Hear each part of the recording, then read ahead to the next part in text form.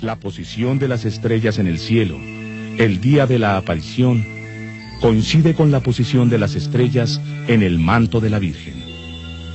Pueden verse Tauro en la parte inferior derecha de la imagen. Más arriba, 2 estrellas de Auriga. Considerando los dobleces del manto, Draco, Osa Mayor y Canes sobre el brazo derecho. Cabellera de Berenice y Boyero sobre el hombro del mismo lado. En la parte superior izquierda y hasta el hombro, Ofiuco. Libra y la punta en flecha de Escorpión sobre la parte superior del brazo derecho. Más abajo, Lobo. Una estrella de Hidra y la constelación de Centauro. Le sigue la Cruz del Sur.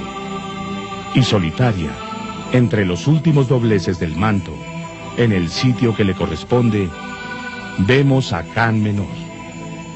El estudio incluye también las constelaciones que no aparecen con estrellas en la imagen, pero que al colocarlas dentro de la composición, en el lugar que les correspondería, marcan un sitio cargado de significación. Tauro en el occidente, donde el manto pareciera dar vuelta. Gemelos aparecería sobre el manto a la altura de los muslos. En el anverso del manto, 2 estrellas de Hidra. Virgo, hacia el este, sobre el regazo y las manos de la Virgen. La corona boreal, que coronaría la frente de Guadalupe. El gigante Orión en el ángel que la sostiene. Y el león sobre el vientre preñado de la Virgen. Otro detalle significativo, que de hecho implicó la dificultad principal del estudio, es que la posición de las estrellas y su agrupación por constelaciones en el manto no aparecen con una visión geocéntrica, es decir, con una perspectiva desde la Tierra, sino que las estrellas aparecen invertidas, como si fueran vistas desde afuera de la bóveda celeste. Otro de los enigmas que llama poderosamente la atención es el relacionado a la naturaleza de la imagen guadalupana. Por principio de cuentas, la única imagen mariana del mundo que no se atribuye a la creación humana. Es decir, todas las demás imágenes de María son producto de alguna descripción a partir de la cual se creó una obra artística realizada con manos e inspiración humanas. En cambio, a la imagen guadalupana se le atribuye un origen divino. Conozcamos algunas características de la imagen que efectivamente resultan inexplicables aún a la luz de la ciencia del siglo XX. Juzgue usted. La imagen se encuentra plasmada sobre la tela de un ayate, prenda de vestir que los indígenas usaban tanto para abrigarse como para cargar objetos. El ayate está manufacturado de ixtle, fibra de un maguey de la especie Agave popotule, un material sumamente tosco y rudimentario, cuyos filamentos no estaban enteramente limpios y que también se usaba para fabricar cordones o mecates. El ayate guadalupano está formado por 2 piezas de tela, unidas por un endeble hilo de algodón que curiosamente no atraviesa los rostros de la Virgen ni el del ángel que la sostiene. Es asombroso, pero el entramado del tejido forma parte de los trazos de la imagen, como puede verse en estas tomas de la comisura izquierda en la boca de la Virgen, o en la pupila del ojo izquierdo, cuyo centro oscuro y profundo coincide con una pequeña abertura del tejido. Los colores de la imagen también constituyen una rara maravilla. Miguel Cabrera, eximio pintor oaxaqueño del siglo XVIII, afirma que se aprecian en el ayate 4 técnicas de pintura. El rostro y las manos parecen ser al óleo. La túnica, el ángel y las manos, al temple. El manto, al aguazo. Y los rayos, al fresco. Combinación, añade el pintor, jamás intentada por artista alguno. Y mucho menos sobre una superficie de tal rudeza que no muestra señales de aparejo o preparación alguna. El profesor Francisco Camps Rivera, de Barcelona, experto en pintura, reconocido mundialmente, examinó la tilma en 1954 y 1963 y afirmó que no pudo encontrar huellas de pincel, ni que la tela haya sido preparada para pintarse. Añade que ningún artista hubiera escogido, para ejecutar una obra de tal magnitud, una tela o lienzo de la calidad del ayate, y mucho menos con una costura justo en pleno centro. Pero además, existen otros enigmas en torno al ayate. Por ejemplo, en 1846, mientras era limpiado el marco de plata que resguardaba a la imagen, se derramó ácido nítrico sobre la tela. De acuerdo a una reacción química conocida como xantoproteica, el ácido normalmente debió producir un color amarillo sobre las fibras, deshaciéndolas poco a poco. Sin embargo, hoy en día puede verse, en el ángulo superior izquierdo, la mancha que dejó el ácido nítrico. De acuerdo al análisis de los doctores en criminología, Ernesto Sodi Pallares y Roberto Palacios Bermúdez, hay dos fenómenos que no tienen explicación: que el ayate no se deshizo y que las manchas de la reacción xantoproteica se están borrando poco a poco. Otro hecho que llama la atención de muchas personas es el atentado que la imagen sufrió el 14 de noviembre de 1921. Un obrero, de nombre Luciano Pérez, colocó dinamita entre las flores del altar mayor. La explosión destruyó las gradas de mármol, los candeleros, todos los floreros, los vidrios de la mayor parte de las casas que rodeaban a la basílica, e incluso provocó que se doblara un Cristo de latón que estaba junto a la Virgen. Por razones inexplicables, no se quebró el cristal de la imagen. El ayate permaneció intacto. La forma como se ha conservado la imagen original también llama poderosamente la atención. Durante 116 años, el ayate, cuyas fibras vegetales son biodegradables, estuvo sin la protección de un cristal, expuesta a las emanaciones de velas, cirios, veladoras y más de 70 lámparas que ardían frente a ella. Al arder, la cera emite hidrocarburos e ionizaciones de efectos devastadores para cualquier pintura. Una sola vela emite 600 microwatts de luz ultravioleta. Si multiplicamos este número por la cantidad de velas que han iluminado a la Virgen durante 460 años, sin un cristal que filtre o disminuya la radiación ultravioleta, es difícil comprender cómo la imagen ha podido sobrevivir.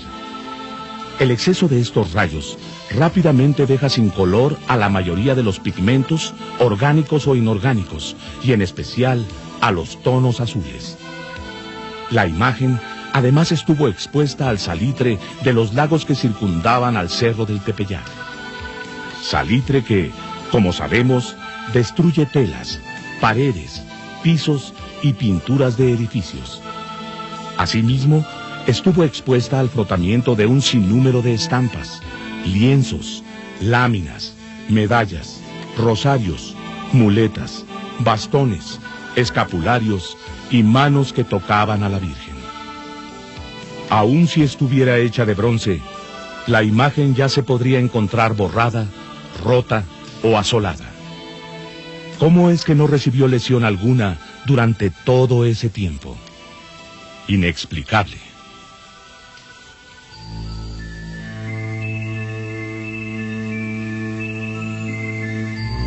Con el afán de intentar comprender la naturaleza de la imagen guadalupana sobre bases científicas, en la década de los 80, dos investigadores norteamericanos efectuaron un estudio.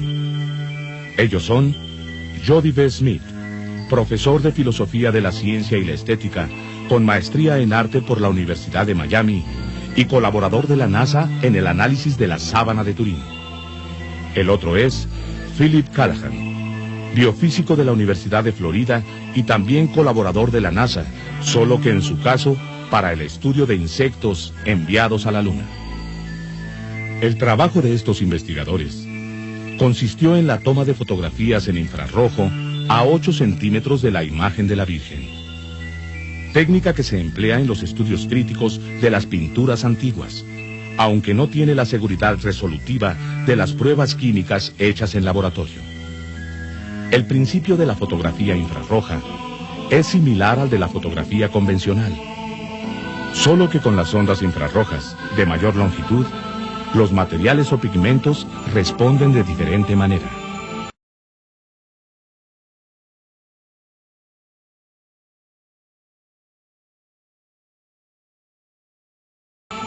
Las conclusiones a las que Smith y Callaghan llegaron son desconcertantes.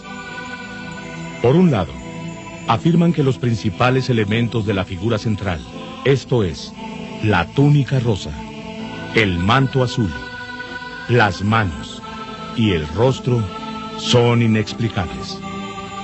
Dicen que a través de la técnica de fotografía infrarroja, no hay manera de explicar el tipo de los pigmentos ni la brillantez de los colores tras 4 siglos y medio. No hay trazos ni preparación subyacentes, ni barniz aplicado sobre la pintura. Y que la misma trama de la tela es aprovechada para dar profundidad a la imagen.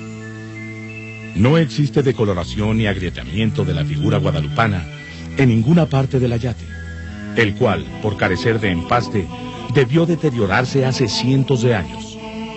De acuerdo a los norteamericanos, con la técnica infrarroja, no hay explicación posible de la imagen.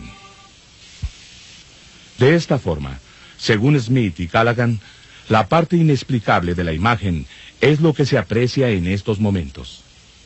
Simplemente la imagen de María, tal como se veía ante los hebreos y judíos, sin los elementos que dan sentido a las apariciones, sin responder al momento histórico y espiritual en el que surgió la imagen.